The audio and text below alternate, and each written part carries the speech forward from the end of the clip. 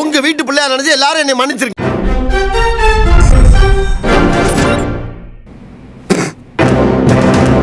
சூரியனை பார்த்து நாய் குலைச்சா நாய்க்கு வாய் வலிக்குமா?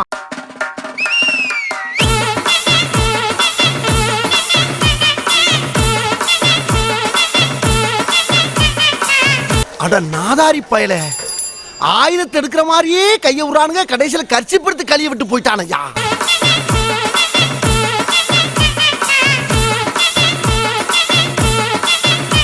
ஆட பரதேசி நாயே, அவன் கிட்னியை கடிச்சிட்டு வந்திருந்தாலும் 5000 10,000 ஆஸ்பத்திரி வித்தாலும் பொழைச்சிருப்பேன். காரணம் பிரயோஜனம் இல்லாத அவன் காதை கடிச்சு வந்திருக்கேடா.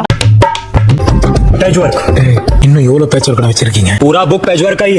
பாலக்கோட்டில் தனியார் சொகுசு மதுபான பார் மூட வேண்டும் என வலியுறுத்தி ஆர்ப்பாட்டத்தில் ஈடுபட்ட தமிழக வெற்றி கழகத்தினர் எங்களை மாதிரி குடியாளர்களுக்கு ரொம்ப கெட்ட பேரு, வெளியே தலையாட்ட முடியல. தொடர்ந்து 30 நாள் தனியா போட்டு எங்க எதிர்ப்பு நாங்க தெரிவிப்போம். சீருடை அணிந்த காவலர் ஒருவரின் கையை தொண்டர் ஒருவர் கடித்த சம்பவம் அரங்கேறி அதிர்ச்சியை ஏற்படுத்தி இருக்கிறது. ஆஹா, இவங்க கூட சேர்ந்து அரசியல் பண்ணா மேடைக்கு மேடை தர்மடி விழும் போல் இருக்கு.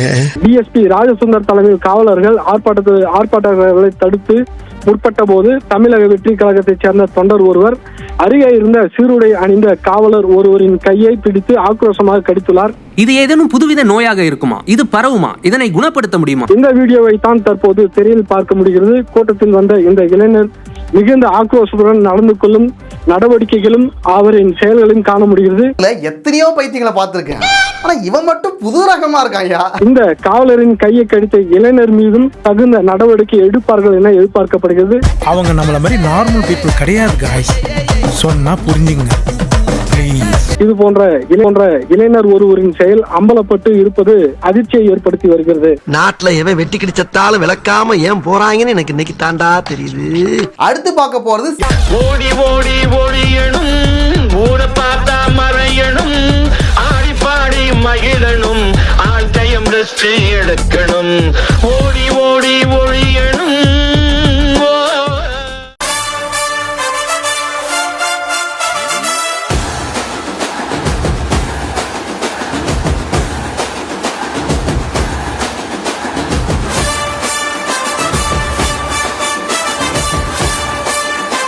இன்னும் திருந்தல. தாவேகாவின் தலைவர் இருக்காரு விஜய், கரியரின் உச்ச நடிகர் விஜய், கரியரின் உச்ச நடிகர் விஜய். சும்மா டைம் பாஸ், போர் அடிக்குது இல்ல. வீட்டில் இருக்கும் வரையில் மூடே சிரிச்சு இருக்கும் பாரு, வீட்டை விட்டு வெளியே வந்தாகிடுமே சுடுகாடு.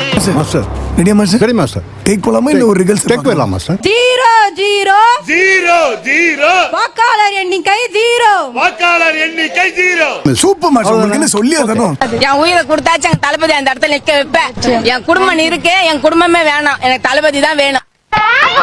10 வருஷமா உனக்கு சோறு போட்டு துணிமணி எடுத்து கொடுத்து 4 புள்ள பாக்கிய கொடுத்துருக்கேன். நான் யாரு புறம்போக்கா? பேராசிரியரை போல வாக்காளர் திருத்தம் என்றால் என்ன என்று எங்கள் தலைவர் விஜய் ஒரு வீடியோ வெளியிட்டிருக்கிறார். அவர் வீடியோ வெளியிட்டதால் எலெக்ஷன் கமிஷனோட சர்வர் கிராஷ் ஆயிடுச்சு. ஏன்டான்னா இவர் வீடியோ வெளியிட்டா அவ்வளவு பேரும் போய் எலெக்ஷன் கமிஷன் என்னடா பண்ணீங்க அங்க போய், உங்களுக்கு என்னடா வேலைங்க? அந்த வீடியோ யூடியூப் தானடா கிராஷ் ஆகணும். ஃபார்ம் டவுன்லோட் பண்ணிருப்பாங்க போல. அக்கா கரெக்ட்டா சொன்னீங்க. எதுக்குமா டவுன்லோட் பண்றீங்க ஃபார்ம்? ஜென் சீக்கர் போட்டு போறவன் தான் ஸ்கூல் உள்ள போனோம். வெளியே வா, மம்பட்டி நடுமண்டு தொடக்கல. இன்னொன்னு, இந்தியாவிலேயே எந்த தலைவரும் பண்ணலையா எஸ்ஐஆருக்கு விழிப்புணர்வு வீடியோ வந்து எந்த தலைவரும் பண்ணல, அதை பத்தி விழிப்புணர்வே எடுக்கல. இப்ப நீங்க வந்து எஸ்ஐஆருக்கு ஆதரவா இருக்கீங்களா எதிரா இருக்கீங்களா? எதிரா இருந்தா எதுக்கு விழிப்புணர்வு வீடியோ வெளியிடுறீங்க? தேர்தல் ஆணையம் தாங்க விழிப்புணர்வு வீடியோ வெளியிடணும். அப்ப நீங்க எஸ்ஐஆருக்கு ஆதரவா இருக்கீங்க. அதெல்லாம் செய்ய மாட்டேன். நீ செய்வடா உன் முகரக்கட்டைய பார்த்தாலே தெரியுதுடா. ஏன்பா ஒரு அரசியல் கட்சி நடத்துறீங்க, ஆட்சிக்கு வரணும்னு நினைக்கிறீங்க, ஒரு விஷயத்துல என்ன நிலைப்பாடுன்றதுல உங்களுக்கு என்னப்பா இவ்வளவு குழப்பம்? எதுக்குப்பா விழிப்புணர்வு வீடியோ? எதுக்குடா பைட்ல தட்டி அந்த வீடியோ எதுக்குப்பா? நேத்து நம்ம விரிவா பேசியிருந்தோம். எனக்கு இன்னைக்கு வரைக்கும் இப்ப வரைக்கும் அந்த வீடியோ புரியவே இல்லப்பா எனக்கு.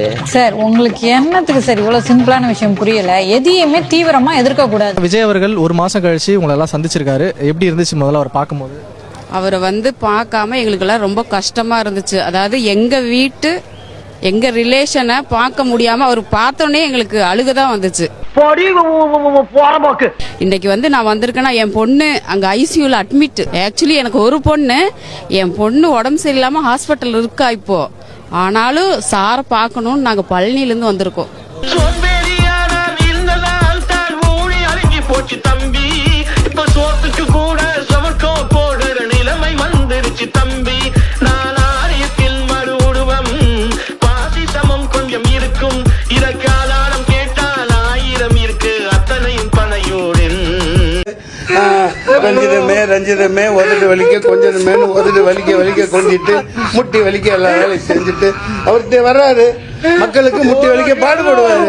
முட்டியெல்லாம் வலிக்க முடியா நடந்து போனா ஓப்பா நீங்க வேற ஓடி ஓடி ஒளியணும். செய்திகள். தாவேக்காவில் புதிய சார்பு அணிகள் உருவாக்கம். தமிழக வெற்றிக் கழகத்தில் புதிதாக சார்பு அணிகள் உருவாக்கப்பட்டுள்ளன. கிரீஸ் தடவல் அணி, நாற்காலி பாதுகாப்பு அணி, டிரான்ஸ்பார்மர் பாதுகாப்பு அணி, கக்கூஸ் தண்ணீர் பாதுகாப்பு அணி, மரமேறிகளை தடுக்கும் அணி, வாகன துரத்தல் தடுப்பு அணி, வேன் காவல் தடுப்பு அணி, துண்டு எறிதல் தடுப்பு என பல்வேறு அணிகளை உருவாக்கி அறிக்கை வெளியிட்டுள்ளார் தாவேக்க தலைவர் விஜய். அந்த முக்கிய செய்திகளை தற்போது பார்த்துக் கொண்டு வருகிறோம். ஏற்கனவே குழந்தைகள் முன்னேற்ற அணியை உருவாக்கி பரபரப்பை உருவாக்கிய நிலையில் புதிய அணிகளை உருவாக்கி மீண்டும் சர்ச்சை. என்னெல்லாம் அவதூறு பேசுறீங்க? எங்க தலைவர் கட்சி ஆரம்பிச்சப்ப என்ன கேட்டீங்க? விஜய்க்கெல்லாம் அரசியல் தெரியுமா? அவருக்கு தெரியாதுன்னு சொன்னீங்க. உண்மைதான், அவருக்கு தெரியாதுன்னு சொன்னீங்க. உண்மைதான். என்ன சொல்ல சொன்னா என்ன சொல்லிட்டு இருக்க? விஜய்க்கெல்லாம் அரசியல் தெரியுமா? நீ ஒண்ணும் சொல்ல போ. 9 மன்னரம் கண்ணீர் விட்டு சிந்திய ஒரே தலைவர் எங்களுடைய தலைவர். இளவு வீட்டுல கும்பலையா கூட இவ்வளவு அழுக மாட்டாளுங்க. ஆனா நீ இந்த ஆளே அழுகிறியடா. இந்த ஆளே அழுகிற நீ. இந்திய அரசியல் சாசனம் நம்ம தமிழ்நாட்டில் இருக்கிற எல்லாருக்குமே கொடுத்திருக்கிற உரிமையில ரொம்ப ரொம்ப முக்கியமானது ஓட்டிங் ரைட், வாக்குரிமை. அப்படின்னா ஆபரேஷனா? ஒரு மனுஷன் உயிரோட இருக்கான்றதுக்கு அடையாளமா இருக்கிறதுல அவனோட ஓட்டுரிமை ரொம்ப முக்கியம். தம்பி, இது முதல்லயே சொல்லிக்கலாமே. வந்தவனே என்னமா பேசிட்டீங்க? அப்படி இப்படின்னு பேசினா தானே அந்த இடத்துக்கு வர முடியும். இப்போ புதுசா வர்ற வாக்காளர்களையோ இல்ல ஓட்டு இல்லாதவங்களையோ சேர்த்தா பத்தாதா? முக்கியமா நம்மளுடைய டிவிகே தோழர்களுக்கு அந்த ஃபார்ம் கிடைக்க மாட்டேங்குது, கொடுக்க மாட்டேன்றாங்க அப்படின்ற சில கம்ப்ளைண்ட்ஸ். நீ என்ன வேலை பார்த்தா உனக்கு விழா கமிட்டி? நீ கமிட்டியா? முதல்ல கம்யூனிட்டி வேலைக்கு கூப்பிட்டாலும் வர மாட்டேற. இல்ல எதுவும் காசு எதுவும் கொடுத்தியா? இல்ல கொடுக்கல. ரெண்டுமே இல்ல. உனக்கு எதுக்கு விழா கமிட்டி கொடுக்கணும்? கொடுத்தீங்கன்னா நான் போட்டு அங்கிட்டு போ. அதனால மை டியர் வர்ச்சுவல் வாரியர்ஸ், இதை வந்து சாதாரணமா எடுத்துக்காதீங்க. இது எல்லாருக்குமே அந்த ஃபார்ம் போய் ரீச் ஆகணும். ஆனா பூரா தப்பா எழுதிருக்கீங்க. தப்பு தப்பாவா? என்னன்னு? மத்திய தேர்தல் ஆணையத்திற்கு எழுத வேண்டிய லெட்டர், ஆனா நீ மாநில தேர்தல் ஆணையத்துக்கு எழுதி வச்சிருக்கடா தற்குறி. இப்படி தப்பா எழுதிட்டு வந்தா எப்படி சாங்ஷன் பண்ண முடியும்? என்னங்க பெரிய பணம் வேணுங்கிற அளவுக்கு பார்த்தாச்சு. அரசியலுக்கு வந்துதான் நான் பணம் சம்பாதிக்கணுமா என்ன? டேய் மூடிட்டு ஃபைன் கட்டுறா.